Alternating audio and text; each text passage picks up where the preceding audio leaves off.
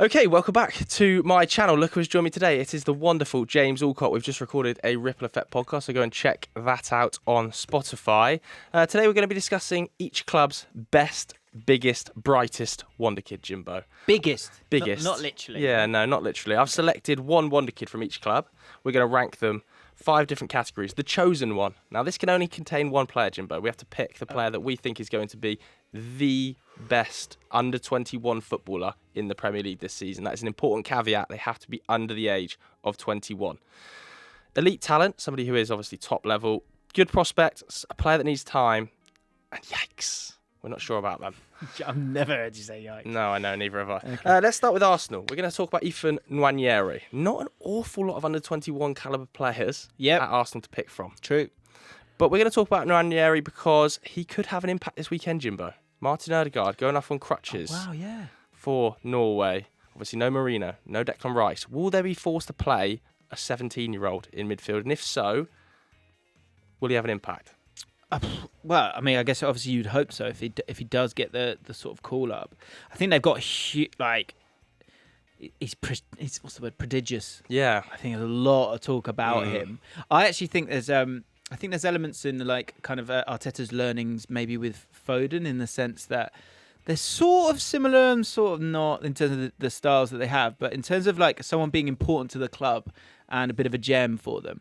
He got that debut so young. the hype is big. The hype is big, but do you know what I was thinking? I was reflecting on that, and I was thinking, what you do, say with a Foden when you get him a debut early, is you kind of put a bit of hype on it. But you can then put him back in the shadows a little bit.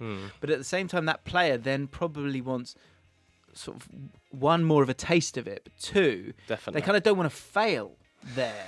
So I think it then buys you a lot of time where you've got, look, you're one of our guys, and we are investing in you. Look, you've got a couple of minutes here and there, but then kind of back you go. Let's develop you sort of correctly. I mean, they did loan out. They've loaned out Fabio Vieira, haven't they? Yeah. And, I mean, they've biffed out the likes of Emile Smith-Rowe and Reece Fabio Nelson. Vieira, like in terms of like young players that people were excited about, like I can't remember what age group it was, but like he was a player of a tournament. One of the sort of underage groups, yeah. and so there was spent a lot of money on him as well. So they were very excited. He about could him. be forced to play quite a lot of minutes this season, Nwaneri. Yeah. Obviously, Arsenal last season were not lucky with injuries, but didn't suffer as badly as some other sides. It's well publicised, isn't it? And without Fabio Vieira, if a couple of injuries do happen to the midfield, maybe Nwaneri will be called upon. Yeah, I think so. I like him, and I think he's clearly through the age groups in terms of what I have seen of him, he's got a real deft touch, incredible vision, great understanding of stopping and starting in terms of beating a player. Not the same sort of scurry as Foden, but sort of, that stop-start nature of understanding the body language of other players. I think he's really exciting, and I think the fact that he's not on loan elsewhere, I think speaks volumes. At 17, I agree. Elite talent, one below the chosen one. I think we leave the chosen one till last. That's what I always like to do. Let's leave the chosen one till last. There's your little hook, guys, and then you can stay until the end. Let's put Nwaneri in elite talent for now. Next up, Aston Villa. I selected Jhon Duran. Now, I don't know if you saw Monchi's interview today. He said that in the summer they received 40 offers for Jhon Duran. What, so 40 different clubs? 4-0. Well, I'd imagine some clubs went back in multiple times, as we saw with West Ham. Right. But I have to say, I love Jhon Duran. He's got a bit of ego about him, a bit of that sort of something you need to become an utter superstar. Obviously, his record is amazing. We can talk about his XG, we can talk about his shot volume and the fact he's scoring, a goal every 100 minutes or so. And when he comes on the pitch for Aston Villa, he has huge impacts, but he just has that sort of star power. I don't know what it is, man. I know what you mean. I think it's... So you need I believe, you need different personalities for different positions. And I think that I absolutely do not have the personality to be a striker. Yeah. I think you have to have an element of arrogance, or of composure of the moment being on your shoulders. And I think he definitely has that, And at 20, physically, he's massive, there. mate. Yeah. 6'1", but he feels bigger. Yeah. So that's massive. He strikes the ball so hard too. He can just thump it, which is a big positive. And I think, look, he's getting minutes as well with a great coach, so that's good. In terms of the depth of strikers at Aston Villa, it's not outrageously deep. So, he's going to get those minutes, which is going to help in terms of his progression. Is there a world in which he becomes the starting number 9 over Watkins this season? Certainly not in the next 2 seasons, maybe 3. Really? No. You don't think you can push him for that starting 9 role? Absolutely not. No. Okay. And I also wonder if there's, like, you got some great stats here, which I don't want to steal, but I would say Steal something. him, steal him. Okay, so what we got here? 5 goals in 3 starts last season. Is that true? Yeah, in the Premier League, yeah. He's taking 4 shots per 90, scoring at over 1 goal per 90, winning top 10% of aerial duels, which is good in terms of the size of him of a young player, which is good, whilst also having the pace and having agility Picks up as great well. positions too in the box. But he is coming on as a sub generally. Yeah, and those do skew the numbers. I think they do skew the numbers massively, and so I think that's a big part to play for, as I say, a very smart Aston Villa side that I think will end up beating down teams a lot in the last 20 minutes of games, especially when you got the work rate. Someone like Ollie Watkins, who's come off 60 minutes, I think, in most of the games this season. Well, I'm certain of it because he's in my fantasy team. So yeah, it's one where, like, he's got to be. He's got to be a villain in him, isn't he? I like that, man. Yeah, I like that. He's got a story in him. He's got a story in him. But where will his story take him? Will it be a Villa? I think That's it could the be a question. higher level team than Villa or West Ham. I think he's an elite talent. Do you? Yeah, at 20, I really do. I think the numbers would allow for that. Like, in terms, because the problem with this list will be for some is how many games have they played? Yeah, definitely. And so I think with what the opportunity's been given and what he's doing with that opportunity, I think it's hard to not agree with you. We're putting Jhon Duran into elite talent as well. Let's go to Bournemouth. 3 good options actually at Bournemouth in the under-21 category. Kirkes, Huijsen, or Alex Scott. We're going to talk about Kirkes today because it feels like, and it felt like in the summer, there were light interest in him from big teams. Manchester United potentially. I think because he's a left-back, that does bump up the interest. It's hard to find young left-backs of high-level talent, isn't it? But what do you think of Milos Kirkes? I really like him. I think he's their only left-back. Like, they're light there now. Oh, sorry. I think that's an area that they certainly need a bit of help with if he was to go. Of the 3, I actually, just to say quickly, Harry Brooks, who's a sort of coach with, I can never get his name right, Gittins. Do you know the guy at Dortmund? Yeah, Jamie. So he coaches Bino him one-on-one. Gittins, yeah. Just Gittins. Great coach, great voice, comes on the channel sometimes. He loves Huijsen. Loves him. Not the source. He hit the centre back. As I love Scott. I think Scott's my kind of player. Absolutely. I liked how he was getting played a bit deeper at times as well. So it's very, very interesting. He played against us last game of the season, and it was frightening. Like, you have those moments when you're watching games in the Championship, and he's just. It was tough to pick one of them. To be honest with you. I just went for Kirkes because he was slightly more established. I think he's so important to Bournemouth because that left side of Bournemouth is quite a fruitful one, and so like him being able to bomb on like he does, I think is great. I think his although he's plays for Hungary, he's actually sort of his upbringing I think was in Spain. I'm pretty sure that's right. And so he kind of had that choice to, there was sort of flirtations going on there. Forgive me if I got that wrong, but I think that's right. He's got, the upbringing's good, which I think is something I look at when I'm thinking about these guys. And at 20, like you say, 22 starts last season, he's playing games. So which not everybody is on this list. Yeah, so I think I don't see him. Good prospect, middle tier here maybe.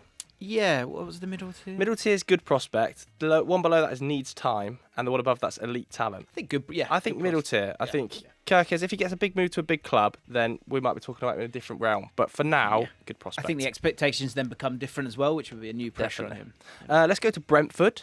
Not a lot of under-21s in their side. We're going to talk very briefly, because I haven't seen enough of him, about Gustavo Nunez, who they signed in the summer from Gremio for £10 million, just 20 top-flight appearances in Brazil, another winger on the books. Should we just put him in needs time for now, Jimbo? I haven't seen enough of him. I've seen clips, really, and so it's one is like how, how much does it translate from there to here? Often, obviously lots of Brazilian players come over and do very well. Long old contract is all I will say. An optional 8-year contract. Yeah. Gustavo Nunez. Let's put him in needs time for now, because there are other players on this list we've seen far more of. I was getting sort of, he seemed very right-footed and he looked for the cross more than the shot. Yeah. So he's that kind of player, just to give you guys a bit of insight on. Brighton. I mean, it's impossible almost to pick a name here. They've got so many top-level under-21 talents, Baleba, Gruda, and Enciso, Ferguson. But I wanted to talk about Kobbie Mainoo because he had a standout season last year at Feyenoord. Obviously, Newcastle wanted to keep him, were forcibly sold because of PSR for a fairly big fee, £30 million.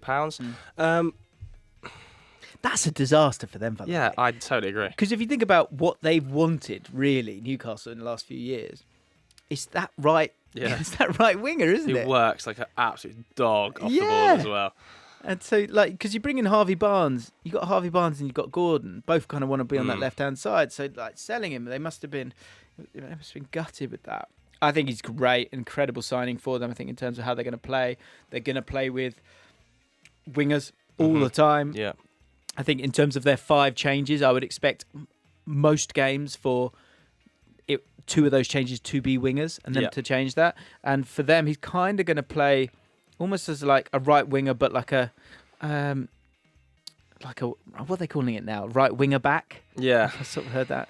I think he might be doing that for them at times. His defensive positioning and like work rate is massive. It's great. Yeah, well, because I remember when they first signed him, I sort of wanted to look at him a bit more. And when I was on Wisecout looking at his clips, he makes some unbelievable last-ditch tackles, which is something obviously that's not totally what they bought him for. But I think people that have got that attitude in defensive transition is something that is to sort of really be enjoyed and quite underrated. So absolutely, yeah, Steele probably at 30 mil, I reckon, as well. Elite talent or good prospect? Is he at Jhon Duran? We've got even Nwaneri in elite talent. So I feel like I'll have to put Minter in elite talent too. The category's I think we're projecting a bit with Nwaneri. Do you want to drop him down to good prospect, or we keep him up there? I think I'm happy with him to stay up there. All right, I think Minter is going to have to go in elite talent.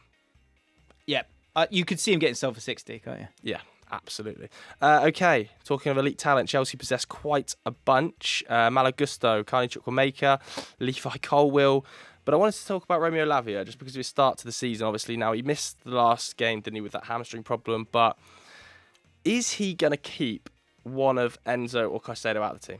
How does he fit into this side? Because Romeo Lavia, for me, should be starting for Chelsea.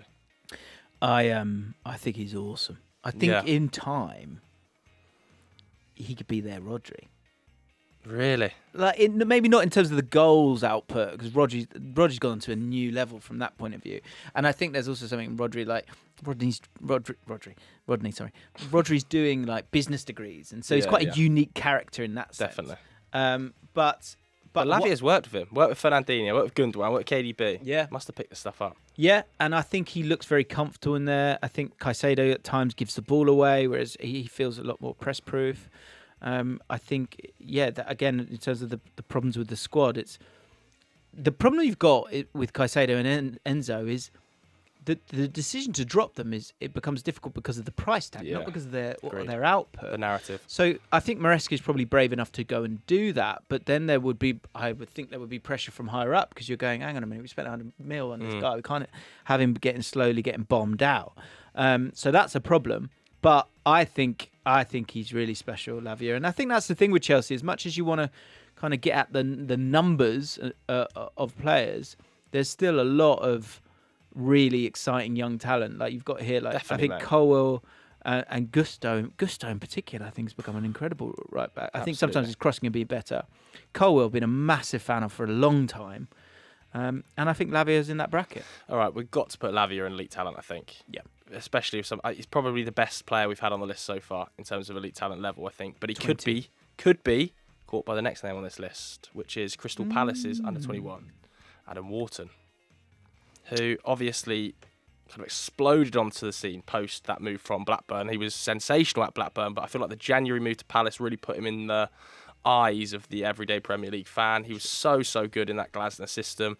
I think he's going to look even better when Cheikh Doucouré comes back to full fitness to play alongside him. No offence to Jefferson Lerma, but I love the idea of Cheikh Doucouré and Adam Wharton in a midfield too with 3 centre-backs behind him, because I think he can be a bit more progressive on the ball, Wharton. We talk about him just being this out-and-out 6, and sure, his defensive numbers look really, really good on paper, and we know about his progressive passes, the ability to play the ball through the lines very quickly. I think that's one thing that's hard to quantify in stats, isn't it? Like we can speak about progressive passes or pass completion, but the speed of play is sometimes hard to quantify. And he's so good at getting the ball first time pop between the lines. Yeah. That's what he's almost at his best at. But he's actually putting up 0.2 expected assists last season per 90 at Palace, which is actually decent, man. That's in the top 15% of midfielders Europe-wide, which I would never have thought about. And when you watch Palace, when they're pinning teams in, he's actually quite high.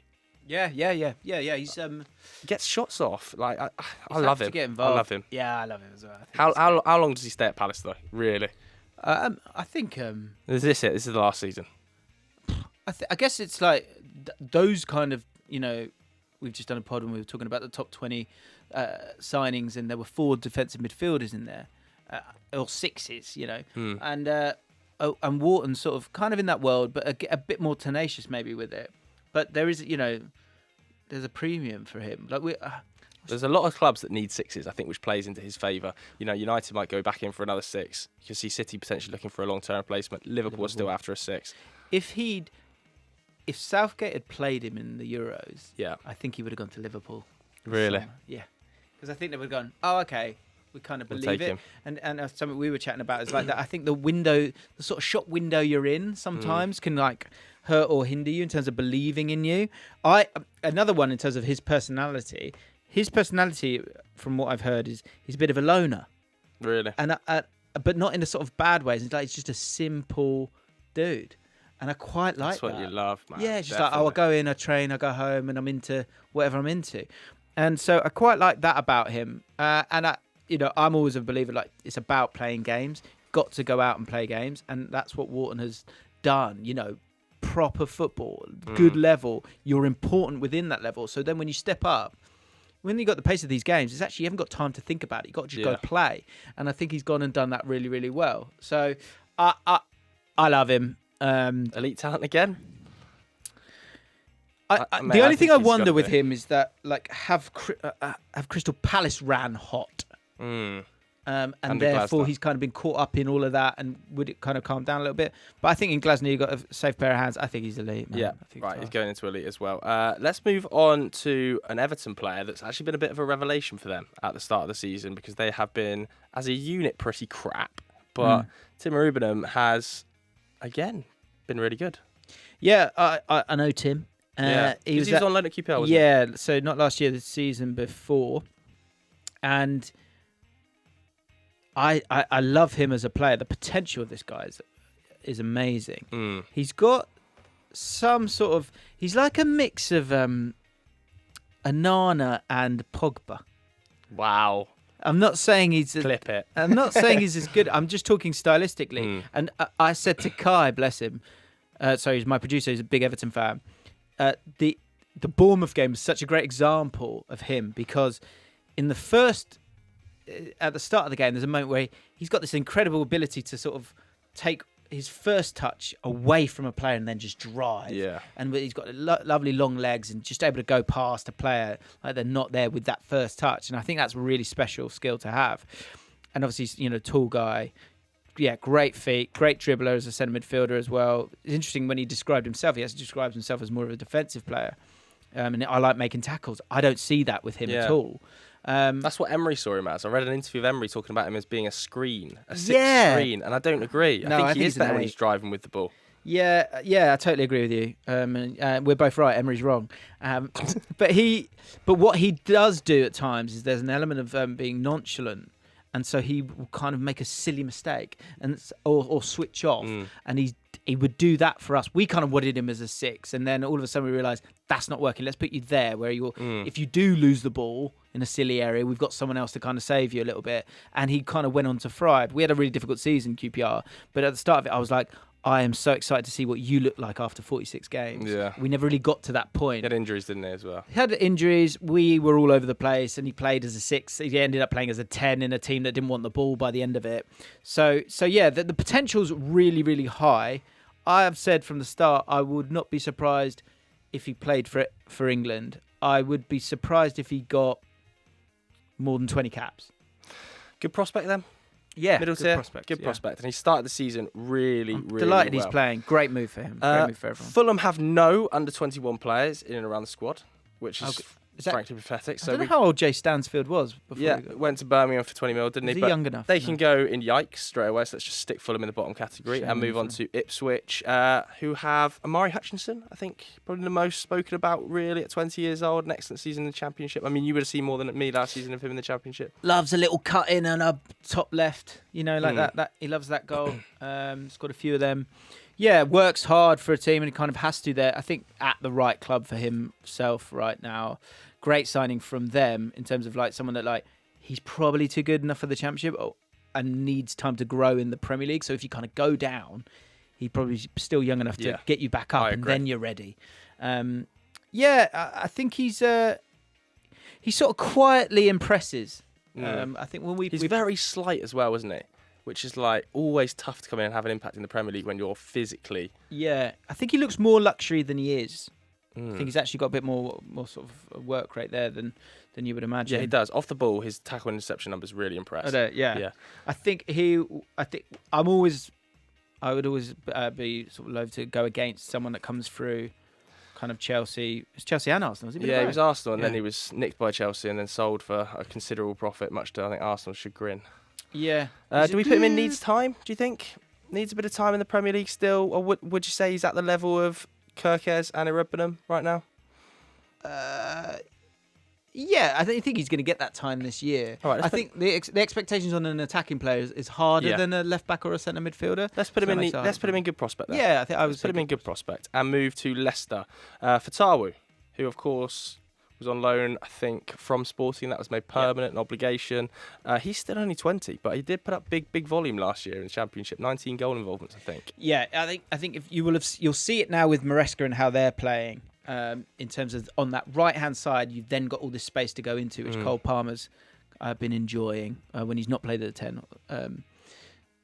Fatawu, for me, I think what he'll struggle with is the system this year because it won't be the same. Yeah, well, it already doesn't look exactly the same for him, does it, under Cooper? When he's playing, I think he might have even started one of the games as a wing-back and then Bobby Deckled over Reed in front of him. Like, it is going to be a different system. I think he created more chances than anyone in the Championship last year, something like that. Yeah. But again, I think that was quite a sort of systematic thing and a reason for that. I think with like Buonanotte there and Bobby Deckled over Reed there, like Amavadidi, like Jordan Ayew. Yeah, like I could just see it ending up being the sort of thing where Steve Cooper ends up going for the tried and tested of a Jordan Ayew or a Bobby Deckled over Reed, and that ends up harming his development a little bit. So I'm kind of leaning towards putting him in needs time. Yeah, I think needs time. I don't see him lighting up the Premier League this season. No. I think it could be just because we were talking about it might have a bit of an Ademola Lookman career where he kind of needs to sort of dot about for a bit and then like when he's an adult and he's like kills it. I don't know. Nice. He did do very well last year. Let's go to Liverpool. 3 options to pick from: Jarell Quansah, Harvey Elliott, and Conor Bradley. Now, I think we could Harvey Elliott. Yes, he's still so young, but I feel like we've spoken about him endlessly. So I wanted to talk a little bit more about Jarell Quansah because I think he is maybe the most interesting of the three, given that he has the most chance of making that spot his own. Like, obviously, he started the first game against Ipswich, didn't he? And then was hooked at half-time for not winning enough duels and replaced by Konate. But I feel like it's a genuine battle between him and Konate to be Liverpool's starting centre-back alongside Van Dijk. Yep. I think I thought that was a bit naughty by Arne Slot. Did you? Yeah. You weren't happy? I think, when you got a young lad like that, I mean, maybe you can do that because he's young and he'll take it. But I think you could have given him 10 minutes and go, look, okay, we're going to change this now. I don't know. He obviously on a slot will know more than me, but that could hurt him a little bit. Yeah, I love Quansah. So do I. I think he's great. I think what's going to be really interesting, and you've got his FBref numbers here, and I was thinking the same maybe about Van Dijk as well, is that the sort of, say, like aerial duels and things like that. I think sometimes when it's kind of a long ball, especially when you've got a rest defence, where you've got two players at the back and they've got to deal with all of that, you will win aerial duels. And your stats will be kind of skewed in a certain way. I wonder how he'll get on this year because I think it'll be a different kind of pressure maybe on his passing ability or defending in a different zone of the pitch. I mean, that said, Liverpool have been brilliant in terms of how they pressed, certainly against United. I'm a massive fan of his. I think Kanate. I'm a massive fan of Kanate's though as well. That's the kind of this is a problem here. battle. This is a proper battle. Especially they're both quite young, both very physical, good on the ball. I think with him, so you had like back in the day, you had Reece Williams and you had Nat Phillips. Yeah. Now Nat Phillips has gone to Derby, I think, and Reece Williams has gone to Port Vale, who've got a lot of money. Not Port Vale, Notts County. And when I think of Quansah, I don't think he goes to a Championship club. I think he goes straight to another Premier League club. I think he's quite a few levels ahead of those two. Honestly, I agree. Yeah. I agree. And so I think that's got to be really, really exciting. You know, if you're getting games for Liverpool at centre back, I think you've got to be. Well, actually, that goes against what I said before. But like, he's got a lot more games. Started 13 games last season. He has to be an elite talent for me. I think physically he's got it. On the ball, his numbers really pop, and I think playing alongside Van Dijk is huge learnings straight away. So I'm putting him in elite talent. Yeah, I'm happy with that. Rico Lewis. Oscar Bob Savino at City. I think we have to talk about Rico Lewis really, because Rico Lewis across the start of the season, maybe people were still expecting Kyle Walker to play minutes, but Rico Lewis has started every game. He's played every minute. He looks an integral part already of this Man City side. And I'm going to say I think he'll play more games than Kyle Walker this season.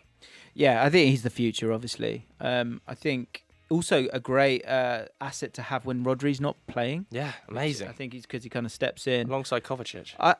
I interviewed Oscar Bob for Football Manager last year, and we were talking about him breaking through, and then we were talking about. I was saying to him, everyone's kind of when they're interviewing you, they're going, "Can't believe it, can you?" And I was like, I don't really want to ask you that, because I think at some point there has to be a moment where you go, "Well, no, of course I should be here," because that's how you've got there, right? And he was saying that Rico Lewis, he said he was he was doing a free kick, and he was stood with Rico Lewis, and he saw Rico Lewis and. Oscar Bob was like chatting for a second or something. And Rico Lewis kind of was just like, focus in the effing zone. And I thought that sort of stayed with me. He said Rico Lewis has just got that switch where, like, although he looks like little, he's a battler, isn't he is something really, really impressive. And if you think of Oscar Bob doing well and getting into that team, and okay, he's a bit more exciting. Rico Lewis is playing more games. He's absolutely Rico Lewis future. can play about 6 positions to an extreme level, and I know that Pep in his interviews kind of speaks about this physicality issue and saying, if he was taller, he'd play more. I think within the next 12 months that will just become an absolute nothingness. He will be Man City, one of the nailed-on players on the team sheet, where you've got your Fodens, your Rodri's, KDB. It'll be Rico Lewis as well. He is right up there for winning this tier list. Yeah, absolutely. He has to be 19, a contender for the chosen one. Wow. As does maybe the Manchester United name. I don't know. There's 4 good options here. Mainoo, Garnacho, Lenny Yoro, and Rasmus Højlund, all 21 or under.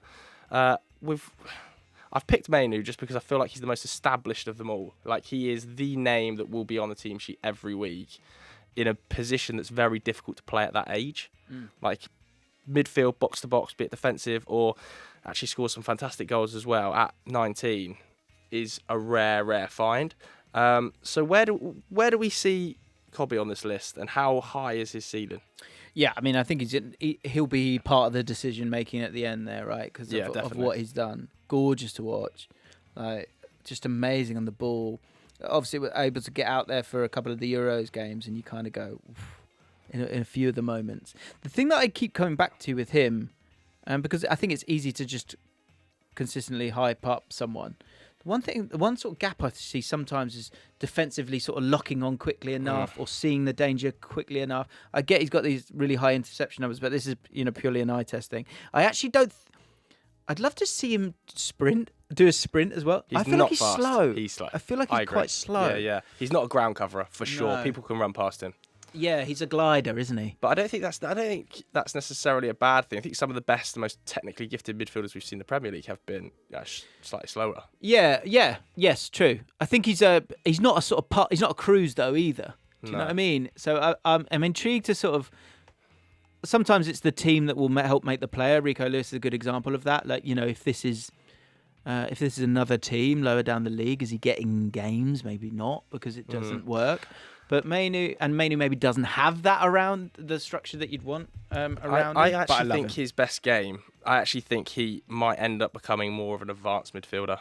I think he does his best work in and around the box where he can slide little balls through, he can pop little 1-2s off. We saw him score some great goals last season. Think back to that Wolves one where he just nutmegs someone, curls it in. The Liverpool goal where he whips it top corner. Started his actual academy career as a striker. Really? For a lot of time, he was a striker and then dropped back into a 10 and then into an 8. I think he will end up being almost like an advanced 8. Coming back to England briefly, what I liked about him, which I thought was really interesting and very different to the other midfielders that we played. So when you had Conor Gallagher played, he stayed out the way. Yeah. He and it helped sort of structurally to create space. Mainoo just trotted over to the lads He wants to the sort of ball like all the time. but happy to have it in those tight areas as well. So I agree with you. I think he's an attacking 8, and that's why I'm still sort of trying to figure out the sort of Man United element of it, because I think actually sometimes him picking up the ball deep might be all right, but he might get himself caught too. Yeah, but he's an elite talent. For sure. Tino Livramento at Newcastle. The other option was, of course, Lewis Miley or Hall. Miley's obviously got his injury, so Livramento got his call up as well to the England side, didn't he, under Lee Carsley. At 21, I really like Livramento. He's come back from adversity as well, given he had the ACL injury. Last season he had the 2 ankle injuries. But his all-round, physicality. It's all action, isn't it? Yeah, it's class. It's very Newcastle. Very Newcastle, yeah. What was it? The intensity is the identity. He's not a Trippier, for sure. Very different. Can play right back or left back as well, which I think is great. He's been around for a while. You know, this is the thing, I guess, with certainly these England names a lot of the time, is that they've got that Chelsea pedigree, and he's got that as well. But I like players that go off. Like, he's gone to Southampton, he's gone to Newcastle because I want to go and play. When he that breakthrough at Southampton, he was like, oh my God, what the hell are we seeing here? Yeah. Obviously, he was amazing in the Chelsea Academy. So I am tempted to put him in elite talent still. Do you think one below, good prospect? I think he is. We're really stacking out the elite talent. Yeah, this is the fear. I think he's a bit blocked. No, I think he is elite. Yeah, I do as well. I think he will play pretty much every minute at Newcastle this season at right back. I don't think Kieran Trippier is going to be getting many minutes there, to be honest with you. I think they've shifted away from what Kieran Trippier was offering. Let's go to Elliot Anderson at Nottingham Forest, who was signed for a big fee, £35 million, but that did include Vlachodimos going to Newcastle for £20 million. Yeah. So it's a net £15 million. It's a PSR-related one. Yeah. He's played in all 3 games so far. Obviously, he started the last 2 since that Danilo injury. I think that's been a big positive for him. Not a positive for Danilo, and didn't want to see him get injured, but that has allowed him the opportunity to play alongside Sangare. His numbers, honestly, have always popped, and that's partly due to the sample size, that they were never huge volume at Newcastle. We haven't seen loads of them yet at Forest. But there is something there. I do like him on the ball. Yeah, he sort of he killed it at Bristol Rovers. Now I get it's League 2, but they were like, oh my God, who is this? Yeah, I think I can't remember if he played left wing or as a sort of a driving 8. I think he is a driving 8. Yeah, I like him. I think he needs time. I think he needs games. Needs to be playing games. I think people are seeing enough tenacity there. Good vision. Really good set piece taker as well. Is he? Yeah. Interesting. Yeah, I like him in terms of being able to drive with the ball at times as well. I think good prospect. I think similar to sort of Timur Progressive Redbunham. carries in top 3%. There you go. Yeah, I think it's a similar sort of level to Timur Redbunham. Like, he could have a big impact on that Forest side playing alongside Sangare. Yeah. I think he'll be one that you probably won't notice, but actually Forest fans will. Yep. Okay, let's move on to Southampton, who really have a dearth of under-21s, which is a shock for me for Southampton because they are traditionally an academy beast. But really the only name of note, Leslie Ogachukwu, who's on loan from Chelsea. Yeah. I can't figure him out. The hype's crazy around him. Is it? Yeah, crazy. Whenever you speak to anyone at Chelsea, they are like, unbelievable. I think it's because he's enormous. Yeah, he is tall. I was watching clips of him. I don't like his. He's one of those players who sort of. It looks like he's sort of kind of all action and not got himself out of trouble. It looks like he's done something brilliant, but I actually think he's got himself out of trouble. Because his touch is a little bit too long, or like he sort of crashes in and makes it like a tackle when actually he should have been standing there already. Yeah. And I wonder with the size of him, it's one where through the age groups he's been so dominant that like we did a video talking about sort of slow players being brilliant. Yeah, Modric was a really tiny player as a kid, and so he had to be quick and sort of dodge things and sort of see things before they came. I wonder with him being bigger, just again from what I've seen so far, and obviously I don't want to kill someone here in terms of saying they're not up to it, but I just think he's a little bit clumsy. Let's put him in needs time, because I think last season, not an awful lot of game time, 300 minutes at Chelsea, and he had the serious hamstring injury as well. There's definite huge upside to him, though, so hopefully he can get some minutes for. Played, was it, under 21s for France? Yeah, exactly. You're not doing that. And he's got to get this move to Chelsea. Yeah. Tottenham Hotspur, I mean, there's some really good names to select from here. The doggy, I feel like I'm almost not even including him on this list, which is probably harsh, but just because he's so established, such a superstar now, man. Yeah. Probably the best left back in the league last season. Pat Mateta Sarr as well, still under 21. Archie Gray, Bergville, and Odobert. I wanted to talk about Archie Gray. We've spoken about him on your podcast as well, Jimbo. Really, really good under 21 roster. But Archie Gray, you will have seen a lot of him in the EFL last year. I don't want to give too much away because we spoke about him heavily on James's podcast as well, but we love him, don't we? Yeah, I love him. I'm really, I think we have concerns over the game time we'll get, and we'll get that game time. But I think it's one I wouldn't be surprised. I'm intrigued to see how he gets on in this first half of the season, because I wouldn't be surprised if he got a move in January to just give him the minutes that are needed. Because I don't think there'll be a doubt in terms of him being good enough. They've obviously spent a lot of money on him. But it's finding a place for him in the team, because it is a pretty stacked midfield now. And at Leeds, he didn't play in midfield that much. Maybe that's where he kind of wants to be in terms of his future. He actually played more as a right back, and obviously Porro's there. So yeah. But that said, to play the amount of games he played last year, saw him in the playoff final. He did some sort of stunning bits of just composed play at the back, getting round spaces. I think he's really, really exciting. So let's put him in elite talent. If you want to hear us talk more about Archie Gray, they go and watch and listen to The Ripple Effect. Next up, West Ham. Again, a dearth under 21 players, and a player I haven't seen a lot of, Lewis Gilherme, but signed for a big fee. £25 million. That is an awful lot of money. Obviously, was sort of developing alongside Endrick and Esteval, wasn't he? And that's not that hype, but he has been called by some of his former coaches a future Ballon d'Or winner. So, is he a player that needs time? I think. Yeah, I think it's an easy one in the sense there, because he's it's also they've got a lot of body. A lot of these Somerville's come in. You've got Jared Bowen. You've got Kudus. So is there space for him? So yeah, it'd be interesting to see where he lands, because I don't think he'll get too many minutes. No, me neither. He's only 18 though, so let's put him in needs time. And probably the same with Rodrigo Gomez. I mean, at Wolves they've got Carlos Forbes, who also came in. Pedro Lima also came in this summer. Rodrigo Gomez at least did have a pretty decent catalogue last year at Estoril. Yeah, he did, and he's. I like him. He's sort of he's not like Pedro Neto. I think you're right. You've written here that he's sort of that Pedro Neto replacement on the left wing. He didn't play there. No, he played right back, right wing back, right wing. Yeah. But I think what Gary O'Neill wants and likes is these players that sort of just got a drive. He's got a lot of players in transition. He likes that, and he's a sort of he's got that sort of.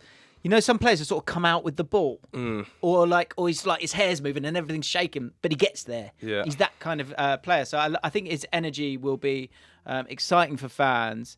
I don't think he's, I don't think he's world class. No, I think let's put him in needs time. Let's see him develop a little bit, and that just leaves us with the chosen one spot, Jimbo. So the names to pick from: we've got Nwaneri, Jhon Duran, Minter, Lavia, Wharton, Quansah, Rico Lewis, Kobbie Mainoo, Tino and Archie Gray. Should we both say the name on three that we're thinking? Have you got a name? Tino. Tino Livramento. Have you got a name in your mind of the chosen one? The best Wonderkid this season. Who's going to be the best? Yeah, okay. I do. Say it on three? Yeah. 1, 2, 3. Rico Lewis. Yeah, I think so. For sure. I think he's going to play so many minutes. And I just think he's a slight level ahead of everybody else on the list. I think the fact they brought Savio as well. They kind of like this idea of wide players, and so there's a channel there for Rico. There's an area. So there you go, Rico Lewis. Congratulations, mate. You are our chosen one. If you enjoyed this video, make sure you go and check out James Alcott's channel, of course, and listen to The Ripple Effect. We'll see you later. Bye-bye.